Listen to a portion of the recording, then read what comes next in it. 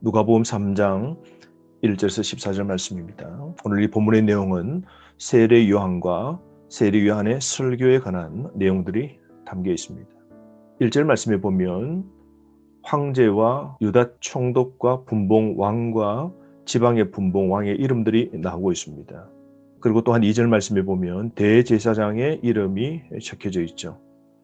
왜 이렇게 이런 사람들의 이름을 열거하고 있을까요? 그것은 세례 요한과 예수님께서 오신 것이 사실임을 보여주는 것이죠.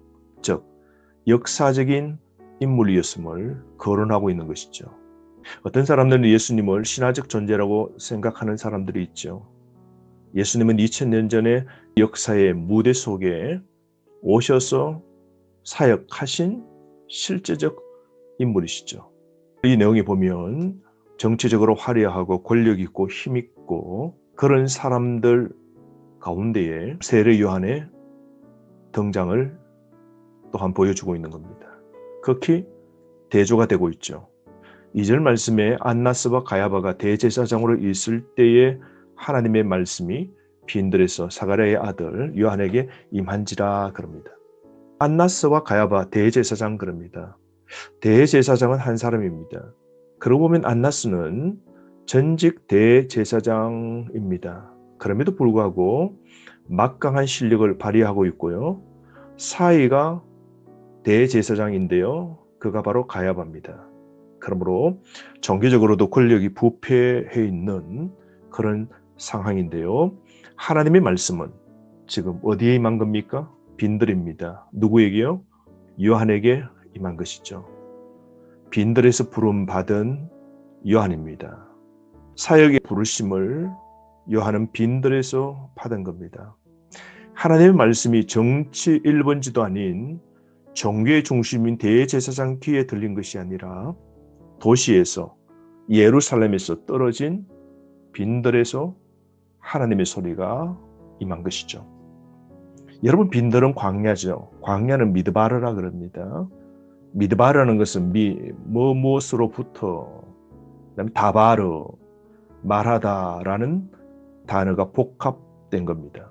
그러므로 미드바르 광야라는 것은 하나님의 말씀을 듣는 곳, 그것이 바로 광야라는 것이죠.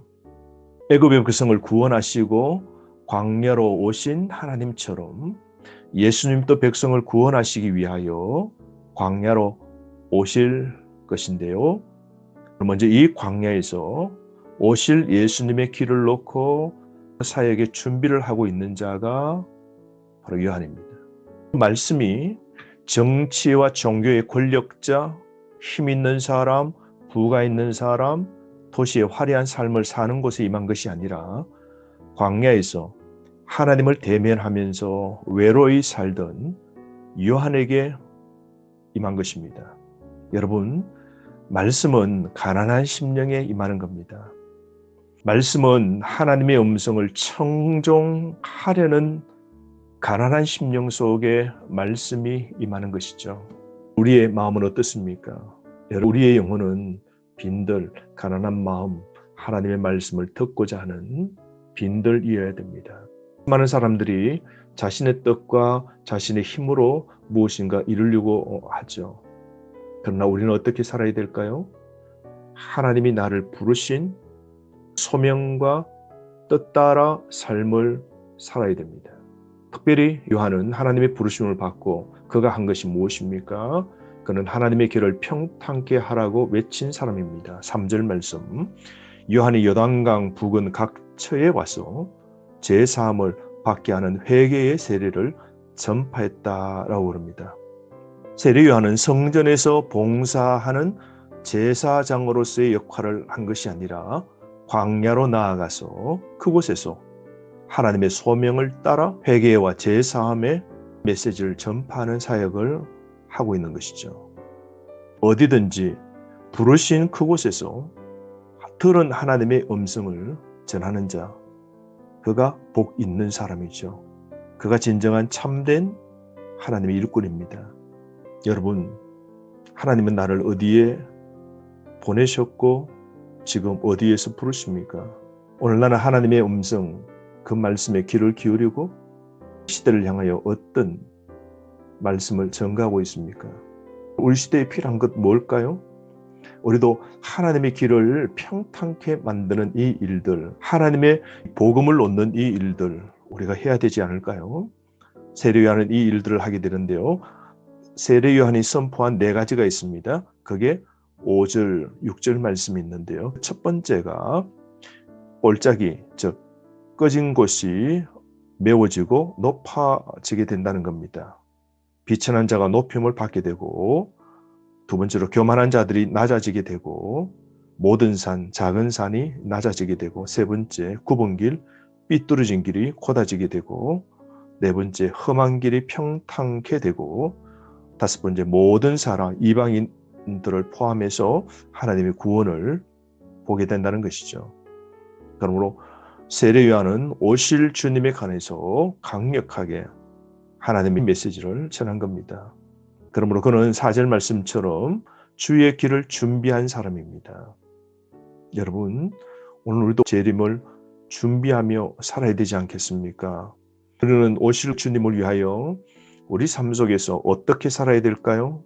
우리는 교만하지 않고 마음을 낮추고 바르게 살고 하나님의 그 메시지 구원을 간절히 사모하는 마음으로 땅끝까지 복음 전가하는 일들을 우리가 해야 되지 않겠습니까?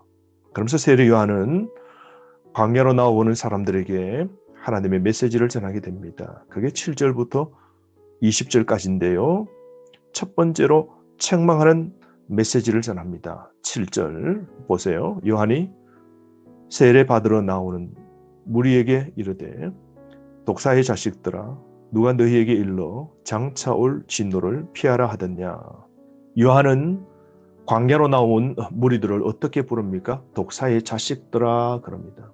이것은 유대인들이 이방인들을 경멸할 때 쓰는 욕설입니다. 이 욕설을 지금 세례 요한은 자신을 향하여 다가오는 유대인들을 향하여 그들을 향하여 부릅니다. 독사의 자식들아. 사랑하는 성도 여러분, 세례 요한은 강력한 책망을 하고 있는 것이죠. 책망의 메시지에 어떤 사람의 마음은 다칠 거고 어떤 사람의 마음은 회개할 겁니다. 우리는 듣는 책망의 메시지에 어떤 반응을 하게 됩니까? 여러분, 책망의 설교를 받아들이고 깨닫고 회개하고 순종하는 게 필요합니다. 우리는 달콤한 메시지에 길들여 있습니다. 조금이라도 어떤 하나님의 말씀에 관한 책망의 소리를 들을 때는 친다라고 생각하고 거부합니다. 이건 잘못되었습니다.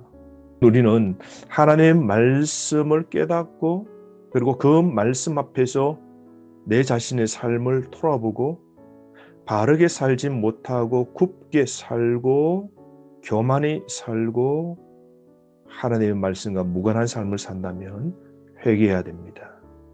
그게 사는 길이죠.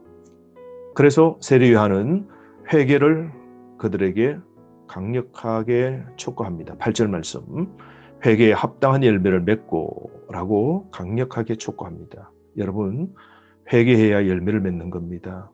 회개하지 않으면 심판을 결코 피할 수 없는 것이죠. 나아가서 세례 요한은 심판의 설교를 전합니다. 9절 말씀, 이미 도끼가 나무 뿌리에 놓였으니 좋은 열매 맺지 아니하는 나무마다 찍혀 불에 던져지리라 라고 그러죠.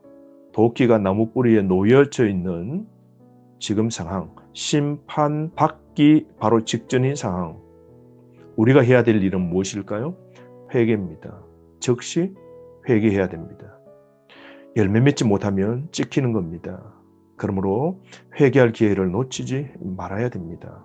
뿐만 아니라 세례 요한은 그들의 삶, 세상 속에서 어떻게 열매 맺는 삶을 살아야 되는지 백성과 세리들과 군인들에게 촉구하고 있습니다. 11절 말씀에 백성들에게 가난한 자들에게 나누어 주라고 말합니다. 그러므로 나누어 주는 열매 맺는 삶을 맺으라는 것이죠.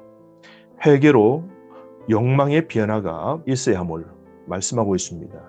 이기심을 갖지 말라는 것이죠. 11절, 옷 2벌 있는 자는 옷 없는 자에게 나누어 줄 것이요 먹을 것이 있는 자도 그렇게 할 것이라 라고 백성들을 책망합니다. 두 번째, 세리들에게 돌아서라 그럽니다. 12절, 세리들도 세례를 받고자 하여 와서 이르되 선생이여 우리는 무엇을 하리까 하며 13절, 이르되 부과된 것 외에는 거두지 말라라고 그럽니다. 세리들에게는 정의와 공정의 열매를 맺으라고 그럽니다. 탐심 갖지 말라는 것이죠. 그 당시에 세리들은 간접세를 특별히 거두었는데요. 관세나 통행세를 거두었습니다. 그때 거둘 때에 착취를 하는 경우가 많았습니다. 이런 불공정한 일들을 하지 말라고 강력하게 메시지를 전합니다. 세 번째, 군인들에게 일침을 놓는데요. 14절 말씀, 군인들도 물어 이르되 우리는 무엇을 하리까 하며 이르되 사람들에게서 강탈하지 말며 거짓으로 고발하지 말고 받는 급료를 족한 줄로 알라라고 그럽니다. 강탈하지 말고 거짓 고소하지 말고 월급에 만족하라는 것이죠. 즉 무자비하지 말고 무력을 쓰지 말고 욕심을 갖지 말랍니다. 여러분, 그러므로 우리도 오늘 이 시대에 말씀을 통하여 설교를 통하여 하나님 묵상을 통하여 메시지를 듣고 변화된 삶을 우리는 살아야 됩니다. 의의 열매를 맺어야 됩니다. 회개에 합당한 열매가 우리 속에 있어야 됩니다. 그럴 때 우리는 다시 오실 주님 재림을 준비하며 사는 자가 되는 겁니다. 이 시대에 굽은 것이 있고 교만이 앞서고 세상에 권력과 힘과 부가 판을 치고 있는 시대에 여러분, 우리는 광야로 나아가서 하나님의 음성에 말씀에 귀를 기울이고 그 말씀이 우리 심령 속에 임하도록 하는 이런 자세로 살아야 되지 않을까요? 오늘도 말씀에 늘 배고파하는 심령이고 말씀 없이 못 산다는 마음으로 하루를 채워나갔으면 좋겠습니다. 오늘도 예수 중심, 말씀 중심의 삶 살기를 원하고 오늘도 듣고 있는 이 말씀을 통하여 말씀이 빈들 같은 내 심령 속에 이 많은 은혜가 강력하게 있기를 주의 이름으로 축복합니다. 하루 말씀으로 승리하시길 바랍니다.